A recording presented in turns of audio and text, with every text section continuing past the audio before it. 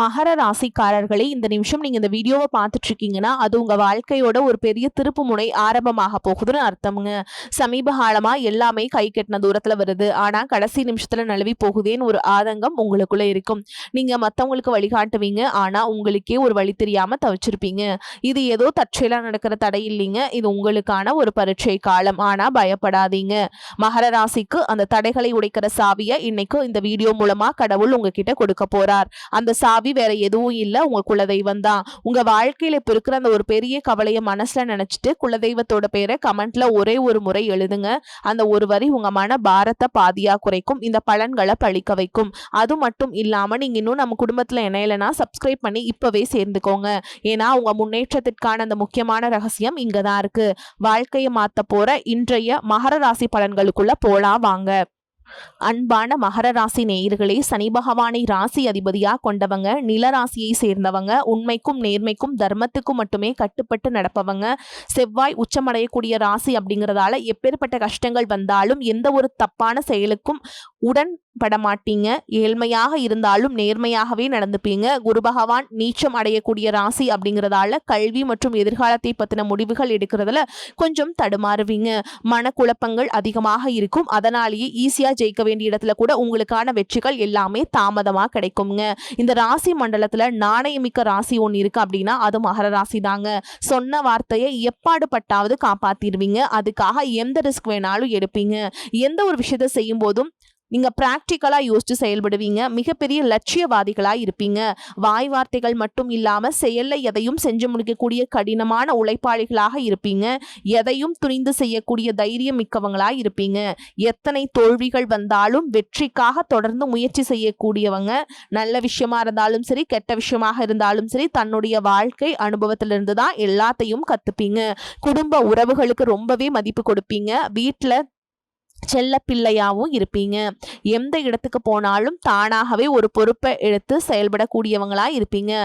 இந்த மாதிரி மகர ராசி ரொம்ப சிறப்பான குணங்கள் இருக்குங்க. மகர ராசி உத்திராட நட்சத்திரம் 2ஆம் பாதம் 3ஆம் பாதம் 4ஆம் பாதம், திருவோண நட்சத்திரம் அவிட்ட நட்சத்திரம் 1ஆம் பாதம் 2ஆம் பாதம்ல இருக்கவங்களுக்கு பெரியோர்களின் ஆலோசனை மனசுல வச்சு புதிய மாற்றத்தை நீங்க கொண்டு வர போறீங்க. உறவினர்கள் வழியில மகிழ்ச்சியான சூழல்கள் இருக்கும். விளையாட்டாக தேவையற்ற பேச்சுக்களை குறைச்சிக்கிறது நல்லது. பொருளாதார ரீதியாக பாத்தீங்கன்னா இதுவரைக்கும் இருந்த வருமான தடைகள், வருமானத்திற்கும் அதிகமான செலவுகள், மருத்துவ செலவுகள் இதுவெல்லாம் இனி வரக்கூடிய காலங்கள்ல உங்களுக்கு படிப்படியா குறையும். நீண்ட காலமாக தீர்க்க முடியாமல் இருந்த கடன் தொல்லைகள்ல இருந்து வெளியே வரதுக்கு புதிய வழி கிடைக்கும். நிறைய நேரங்கள்ல உங்க வாழ்க்கையில பின்னடைவுல வந்ததுக்கு என்ன காரணம் அப்படிங்கிறது பாத்தீங்கன்னா புதுசா நிறைய பிளான் எல்லாம் போடுவீங்க, ஆனா அதை சரியா ஃபாலோ பண்ண மாட்டீங்க. சரி இனிமேலாவது இதை செய்யணும் அப்படின்னு நினைச்சிட்டு தான் இருப்பீங்க, ஆனா அதை செயல்படுத்த முடியாது. ஏதாவது ஒரு தடைகள் வந்து உங்களுடைய கண்ணை மறைக்கும். அதனால சேம் விஷயத்துல நீங்க கூடுதல் கவனம் செலுத்துறது நல்லதுங்க. தன்னம்பிக்கையும் விடாமுயற்சியும் உங்களிடத்தில் இருக்கும் பொழுது பல வருஷங்களா முடிக்க முடியாமல் இருந்த வேலைகளை எல்லாம் ஈஸியா செஞ்சு முடிப்பீங்க. குடும்ப உறவுகள் மற்றும் நண்பர்களோட சின்ன சின்ன மனக்கசப்புகள் ஏற்பட்டு பிரிஞ்சு போயிருக்கிறதும், தொழில் மற்றும் வியாபாரத்தில் ஏற்பட்ட நஷ்டம் காரணமா மன அழுத்தம் இருக்கிறதும், நீங்க எந்த ஒரு நல்ல விஷயத்தை செய்யணும் அப்படின்னு நினைக்கும் போதெல்லாம் அதுல ஏதாவது ஒரு தடைகள் ஏற்பட்டு நம்மளுடைய வாழ்க்கை எப்ப நல்லபடியா மாறும், நல்லது எப்ப நடக்கும் அப்படின்னு ரொம்பவே எதிர்பார்த்து காத்துட்டு இருந்திருப்பீங்க. நீங்க என்னதான் நல்ல விஷயங்களை நினைச்சாலும், நல்லதையே மற்றவங்களுக்கு செஞ்சாலும் உங்களுக்கு தொடர்ச்சியாக கஷ்டங்களும் பிரச்சனைகளும் மாறி மாறி வந்துகிட்டு தான் இருக்கு. அதையெல்லாம் மறந்து தான் உண்டு தான் வேலை உண்டு அப்படின்னு இருந்தாலும் மனசுக்குள்ள ஏதோ ஒரு கவலை, ஏதோ ஒரு குழப்பம் உங்களை அதிகமா யோசிக்க வச்சுட்டு இருந்திருக்கும். யாராவது என்னுடைய குழப்பங்களுக்கு பதில் சொல்ல மாட்டாங்களா, நல்ல தீர்வு சொல்ல மாட்டாங்களா, கடைசிக்கு என்னுடைய கஷ்டங்களை காது கொடுத்து கேட்க மாட்டாங்களா, ஆறுதலா 4 நல்ல வார்த்தை பேசிட மாட்டாங்களா, என்னை உண்மையா நேசிக்க மாட்டாங்களா, எதிர்பார்ப்பு இல்லாம என்கிட்ட பழக மாட்டாங்களா அப்படின்னு தான் நீங்க ஆதங்கப்படுறீங்க. இப்படி நினைக்கக்கூடிய உங்ககிட்ட நான் சொல்லக்கூடிய ஒரே ஒரு விஷயம், உங்களுடைய வாழ்க்கையில உங்களுக்கு பிரச்சனைகள் இருக்கு, கஷ்டங்கள் வருது அப்படின்னா நீங்க நிறைய பாவங்கள் பண்ணிட்டீங்க அப்படின்னு அர்த்தம் இல்லைங்க. நீங்க தவறான நபர் அப்படின்னு அர்த்தம் இல்லை. இந்த வாழ்க்கை உங்களுக்கு சில பாடங்களை கத்துக் கொடுக்குது அப்படிங்கறத நீங்க உணர்ந்துக்க வேண்டிய காலம்.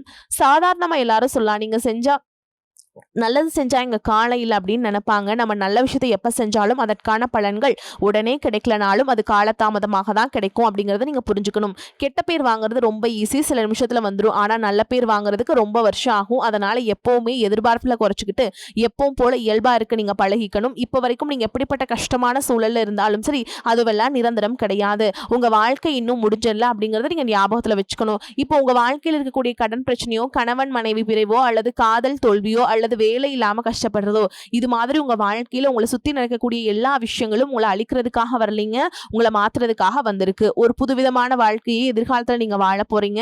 அதுக்கான ஒரு அடித்தளமாக தான் இதை நீங்க எடுத்துக்கணும். சிலருக்கு பாத்தீங்கன்னா இந்த பிரச்சனையெல்லாம் கொஞ்ச நாளா இருந்தா பரவாயில்ல, ரொம்ப வருஷமா இப்படிதான் போயிட்டு இருக்கு, எனக்கு சுத்தமா நிம்மதி இல்லை, என் குடும்பத்துல சந்தோஷம் இல்லை, என்னை எல்லாரும் ஏமாத்துறாங்க, எப்பவும் நான் மத்தவங்களுக்காக வாழ்ற மாதிரியே இருக்கு, எனக்கு பிடிச்ச சின்ன சின்ன ஆசைகளை கூட என்னால் நிறைவேற்றிக்க முடியல, இதையெல்லாம் ஒரு நிமிஷம் நினைச்சு பார்க்கும்போது என்னடா இந்த வாழ்க்கை ஓடிட்டே இருக்கும், இதுவெல்லாம் எப்ப சரியாகும் அப்படிங்கிற கேள்விக்கு பதில் தெரியாம தான் இன்னமுமே நீங்க ஓடிட்டு இருக்கீங்க.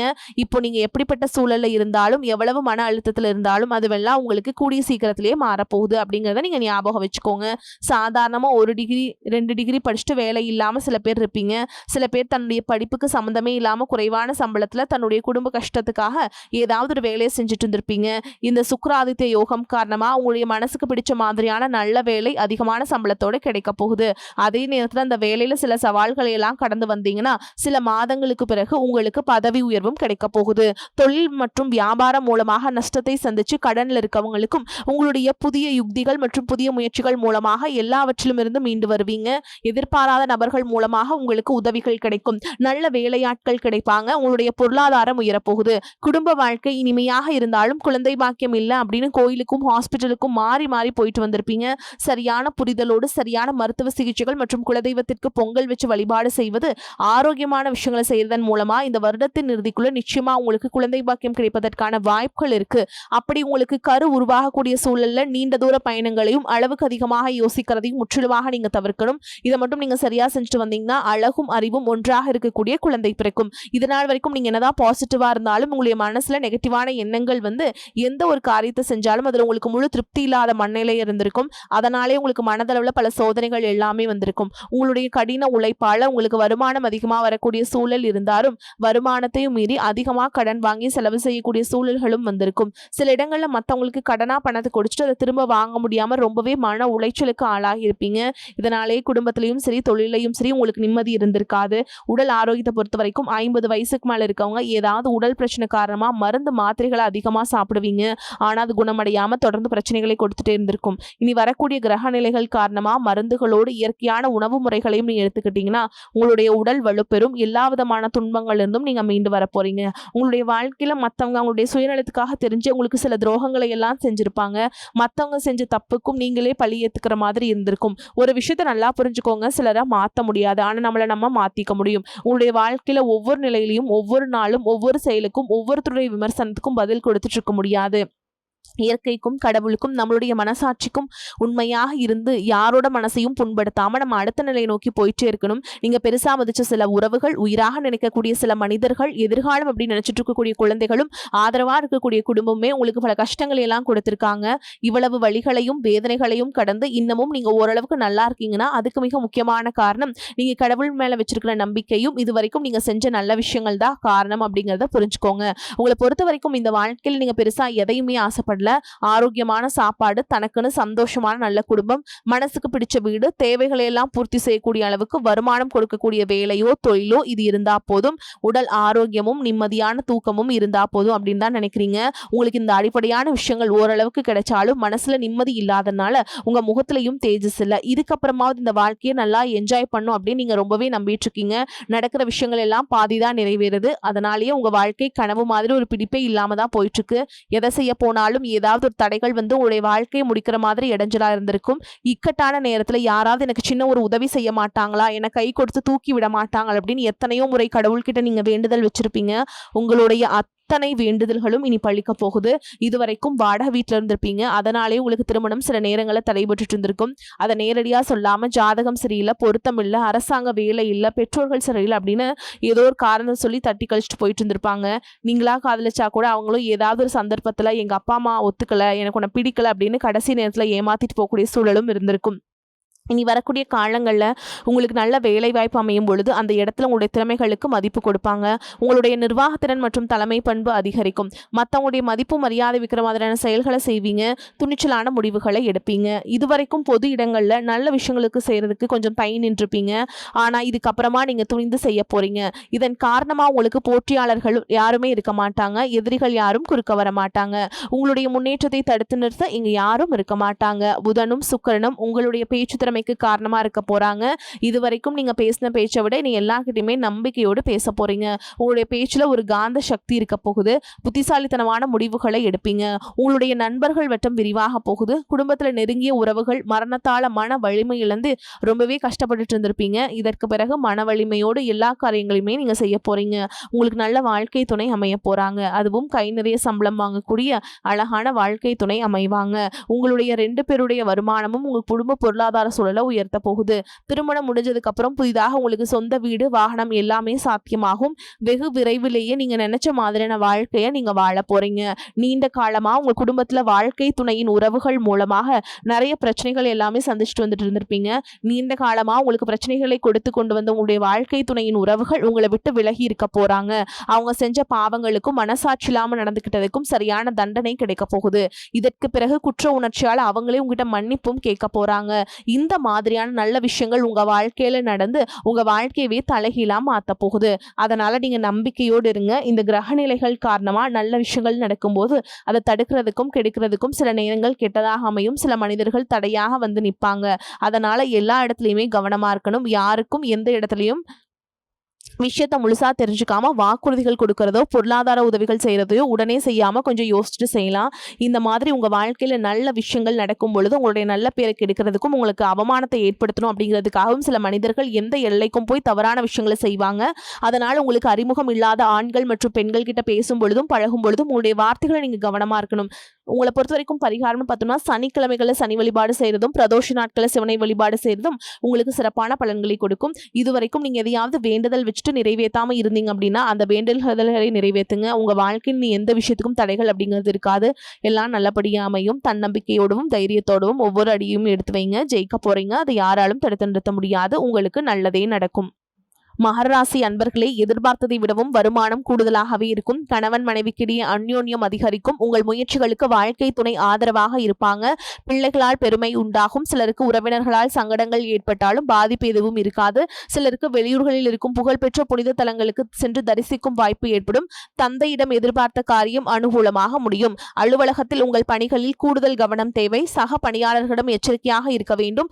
அதிகாரிகளிடம் பேசும் பொழுது பதற்றம் வேண்டாம். பணியின் காரணமாக பயணம் மேற்கொள்ள வேண்டும். வியாபாரத்தில் எதிர்பார்த்ததை விட லாபம் அதிகமாக கிடைக்கும் என்றாலும் அதற்கேற்ப கூடுதலாக உழைக்க வேண்டி வரும். வியாபாரத்தை விரிவுபடுத்துவதற்கு தேவையான கடன் கிடைக்கும். குடும்பத்தை நிர்வகிக்கும் பெண்களுக்கு மனசுக்கு நிம்மதி உண்டாகும். அலுவலகத்துக்கு செல்லும் பெண்களுக்கு அலுவலகத்துல பணிச்சுமை அதிகரிக்கும். சலுகைகளும் கிடைக்கும். மன உறுதி அதிகரிக்கும். எதையும் கண்டு அஞ்சாமல் பணியாற்றுவீங்க. வாக்கு வன்மையால காரிய அனுகூலம் உண்டாகும். பண தேவை ஏற்படலாம். தேவையான நேரத்தில் மற்றவர்களின் உதவி கிடைக்கும். புதிய சொத்து வாங்குவதில் கவனம் செல்லும். தொழில் வியாபாரம் முன்னேற்றமடைய தேவையான உதவிகள் கிடைக்கும். திறமையான பேச்சின் மூலம் வாடிக்கையாளர்களை தக்க வைத்துக் கொள்வீங்க. உத்தியோகத்தில் இருப்பவர்கள் மேல் அதிகாரிகளின் சொல்வதை செய்வதன் மூலம் நன்மை கிடைக்க பெறுவீங்க. குடும்பத்தில் அமைதி ஏற்படும். கணவன் மனைவி ஒருவரை ஒருவர் மனம் விட்டு பேசி எடுக்கும் முடிவுகள் நன்மையை தரும். பிள்ளைகள் பற்றிய கவலை நீங்கும். பெண்களுக்கு புதிதாக செய்யும் காரியங்களில் கவனம் தேவை.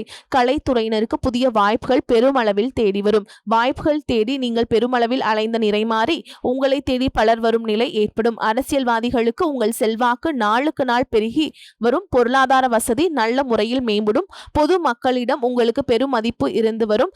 மாணவர்களுக்கு ஆசிரியர் சொல்படி பாடங்களை படிப்பது கூடுதல் மதிப்பெண் பெற்று வெற்றி பெற உதவும். மேலும் உங்களை பொறுத்த வரைக்கும் நட்சத்திர பலன்களை பார்க்கலாங்க. அந்த வகையில் உத்திராட நட்சத்திரம் 2ஆம் பாதம், 3ஆம் பாதம், 4ஆம் பாதம் உங்களை பொறுத்த வரைக்கும் இந்த காலகட்டத்தில் உங்களின் உடல் ஆரோக்கியம் ஓரளவுக்கு சிறப்பாகவே இருக்கும். அடிக்கடி ஏதாவது பாதிப்புகள் ஏற்பட்டாலும் உடனடியாக சரியாகிவிடும்.